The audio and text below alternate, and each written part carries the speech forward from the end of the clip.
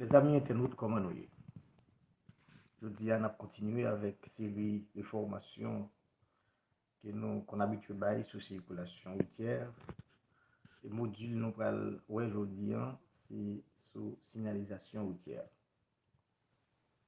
Par définition, la signalisation routière est un ensemble de dispositifs placés sur la voie publique par les autorités compétentes en vue de réguler la circulation et prévenir les dangers. Il y a plusieurs sortes de signalisation. Signalisation verticale, impliquant des panneaux et les balises placés au long de la chaussée à droite. La signalisation horizontale, elle comprend les marques de peinture, les marques sur la chaussée, à savoir les lignes continues, les lignes discontinues, les lignes dérives, les bandes d'arrêt, passages pour piétons, les flèches de rabattement, etc., etc. Il y a la signalisation lumineuse. Elle comprend l'ensemble de feux tricolores placés sur la voie publique et avec pour fonction de faciliter la circulation. Maintenant, le panneau se sont classés en trois catégories. Il y a trois catégories de panneaux. Il y a le panneau d'avertissement ou danger de forme triangulaire, bordure rouge, fond blanc et prescription en noir. À chaque fois que vous avez un panneau, il faut ralentir. Il faut aborder la zone avec prudence. Et il y a des dangers temporaires aussi. Ces panneaux, certes, sont de forme triangulaire, mais plutôt de fond jaune. C'est-à-dire, le danger n'est pas permanent. Le danger est temporaire. Comme par exemple, il y a un tronc d'arbre tombé sur la chaussée. Il y a un quelconque obstacle sur la chaussée, gênant la circulation ou susceptible de causer des accidents. En voyant ce panneau, il faut ralentir et aborder cette zone avec prudence. Le cas échéant, et bousser chemin. Pour retourner plus ou moins simplement, sinon, si vous ralenti avec allure, vous allez heurter dans l'obstacle là, eh bien, on fait accident. Si vous ralenti, ou aborder l'espace là avec prudence, selon le type de danger que vous dites là. Selon les dangers auxquels eh bien, vous faites face, eh bien, vous ralentissez et évitez d'accélérer.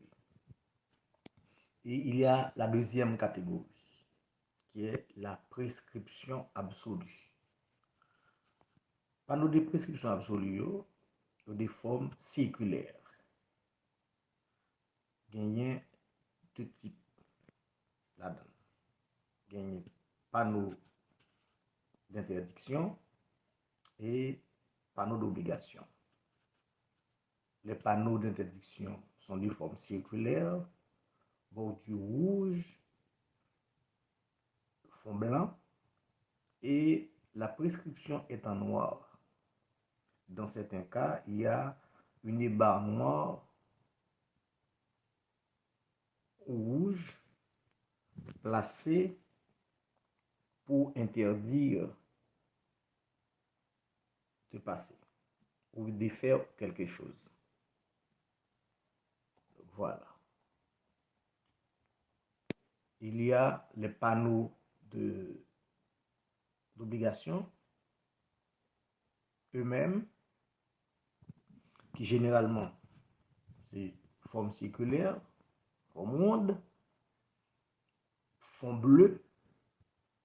Généralement, les obligations se sont présentées sous forme de flèches.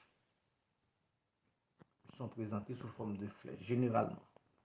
Soit obligation de tourner à droite avant le panneau, obligation de tourner à gauche avant le panneau, direction obligatoire à la prochaine intersection à droite, à la prochaine intersection à gauche, etc., etc. Contourné par la droite, un ensemble d'obligations que vous faites et flèche là indiquée direction que vous obligez vous faire.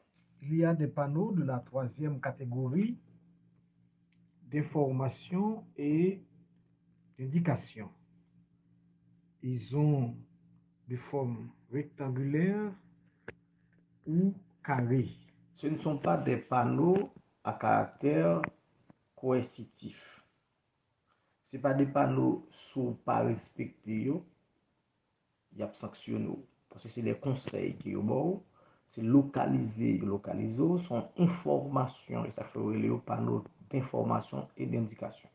Des conseils de localisation, ils disent, mais quand tu as une telle adresse, mais quand tu as une telle institution, l'hôpital, besoin d'un hôtel, un motel, soit dans telle zone, mais côté pour faire, pour aller là-dedans. Donc, c'est des conseils qu'on donne à travers les panneaux de la troisième catégorie.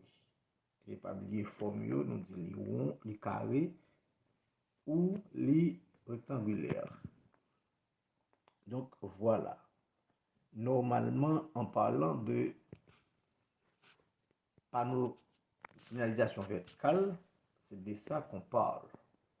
Et maintenant, si nous prenons la signalisation horizontale, on te dit déjà, c'est ensemble de marques de peinture qui placées sous chaussée, qui est toujours bien même fonction avec les panneaux de la première catégorie. Et non seulement ils interdit, ils obligé, ils conseillé. Donc, si vous circulez ou une ligne continue, bon côté en tant que chauffeur, cela signifie que vous n'êtes pas capable de monter sous ligne continue. Vous ne pouvez pas chevaucher la ligne continue, soit pour dépasser un autre véhicule, soit pour changer de voie. Parce que la ligne continue, comme je le dis toujours, représente un séparateur. C'est comme si c'était un mur qui beaucoup. Maintenant, la ligne discontinue vous donne l'opportunité de chevaucher pour dépasser ou bien pour changer de voie.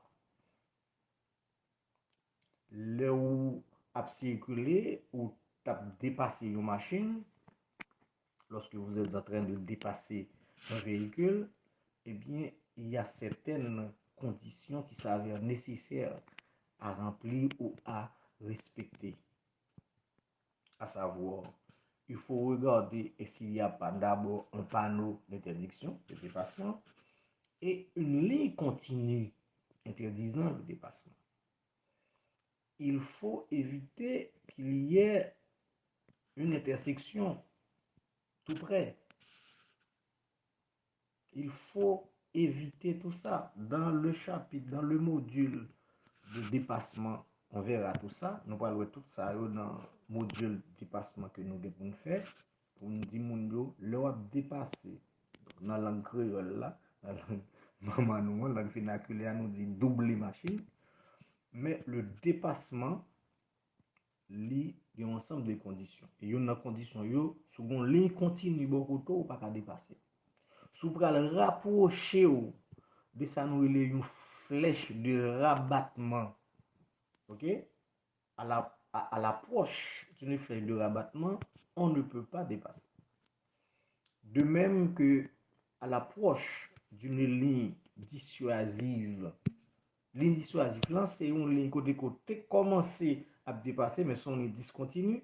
Mais là où tu as bonne possibilité de dépasser, elle est beaucoup plus écartée, eh bien, là où va rencontrer soit intersection hein, ou bien virage là, ou bien une raison pour l'exiger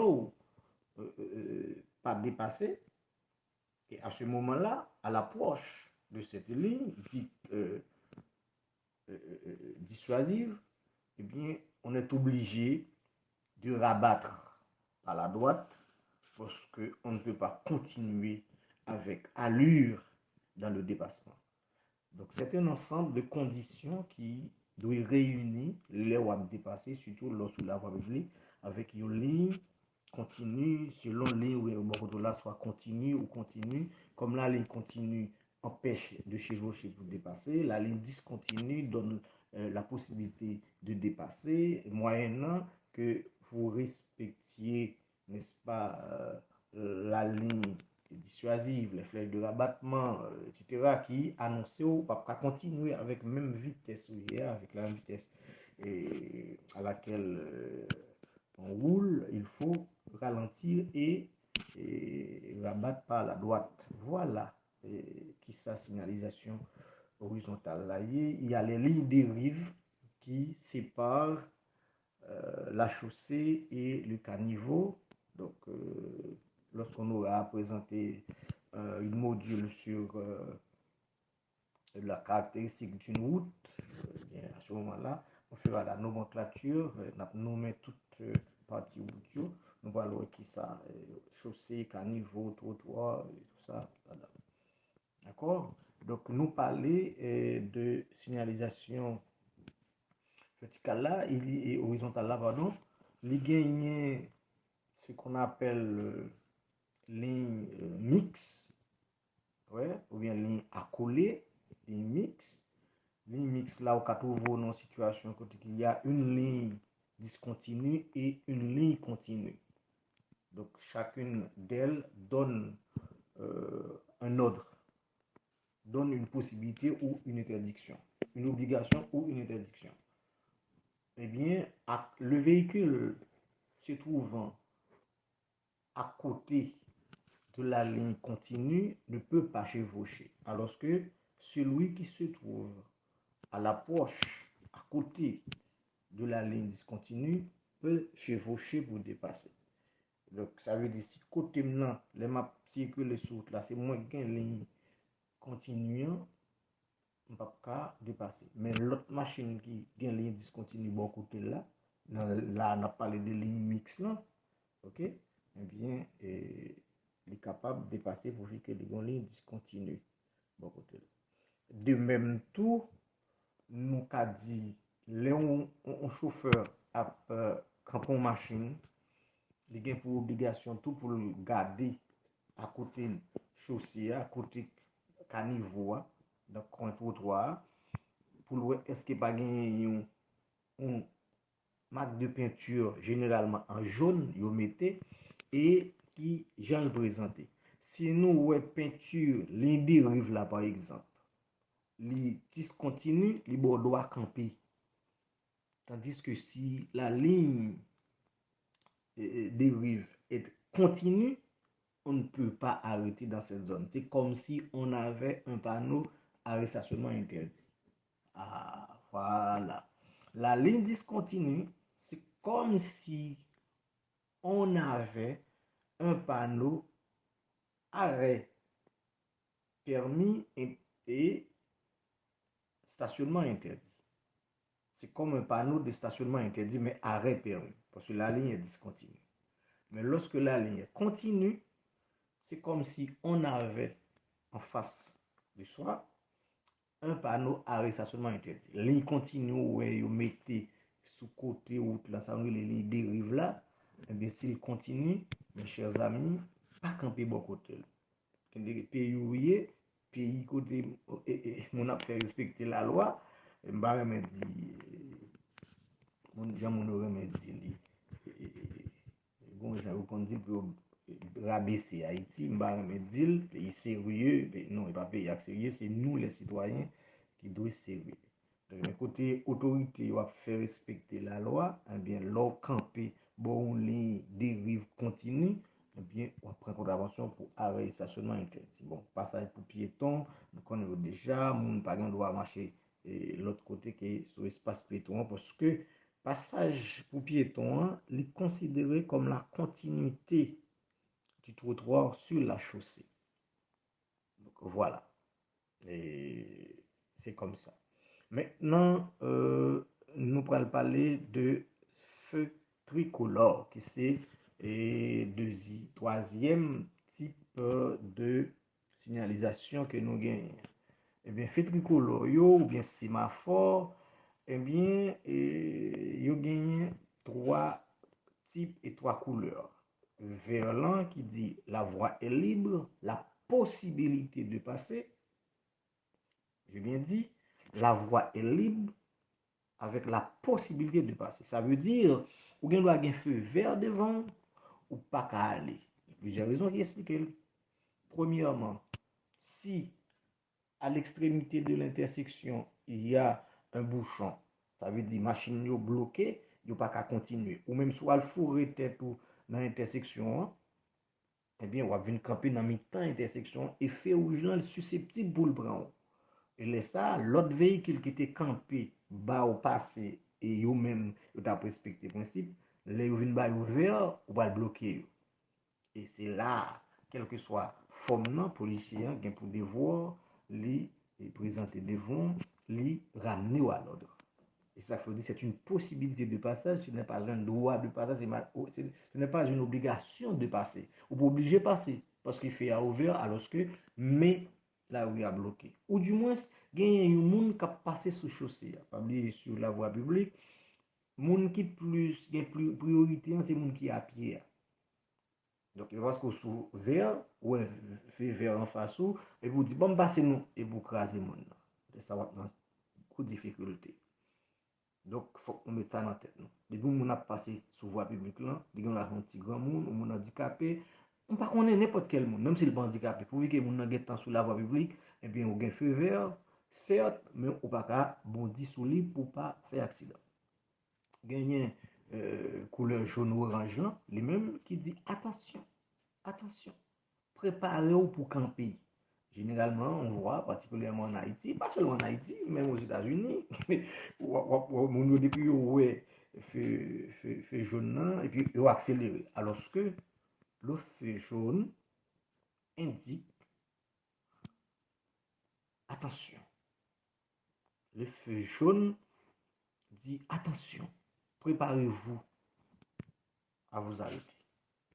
Parce que à n'importe quel moment, le feu rouge peut apparaître. Donc voilà, feu jaune, ce n'est pas courir pour passer, pour la donne pour courir ou courir à traverser. Au contraire, c'est ralentir le ralenti, riter. Cependant, si vous êtes sous vert, on est au vert, et puis à l'intersection même, le feu jaune est apparu. À ce moment-là, on peut continuer. Bien sûr, puisque feu jaune gagne quelques secondes, il prend avant l'apparition, n'est-ce pas, du feu rouge. Il y a une possibilité, puisqu'on est déjà ouvert, mais orange ne vient pas pendant l'intersection, on va bien temps sortir. Cependant, si vous voyez le feu jaune avant d'entrer à l'intersection, dans toutes les façons, on va prendre feu rouge là. Dans tous les cas, le feu rouge va apparaître pendant que vous êtes encore à l'intersection. Et il faut éviter, ok, en voyant le feu orange, le feu jaune, d'accélérer. Plutôt, il faut arrêter parce que c'est un feu de préparation à l'arrêt. Pour le feu rouge, c'est l'arrêt absolu, l'arrêt complet. C'est comme un panneau stop octogonal. Donc, il n'y a pas d'excuse si un chauffeur conduit ou prend feu rouge. Il n'y a pas d'excuse. Et s'il y a un accident qui s'est produit, et arrangez-vous que vous serez responsable et la police va vous traiter comme un criminel. Donc, ou un feu rouge, ou le ralenti, ou accélérer, ou franchir feu rouge là, voilà qu'on crase machine de l'autre monde, ou bien frappe mon monde. Ok? Donc, on demande si mon a mourir. Donc, s'il y a mort d'homme, finalement, vous êtes mal barré. Donc, pour éviter toute situation, ça, mes chers amis, eh bien, là, nous sous la voie publique, respecter les signaux implantés par les autorités compétentes. Premièrement, comme je disais tantôt, c'est pour réguler la circulation, permettre que la circulation soit fluide, permettre que la rue a pas bloqué et éviter pour pas un accident. Et nous sommes déjà dans la question feu, question ça, comment le cas cause accident et qui conséquences ça gagne. Et,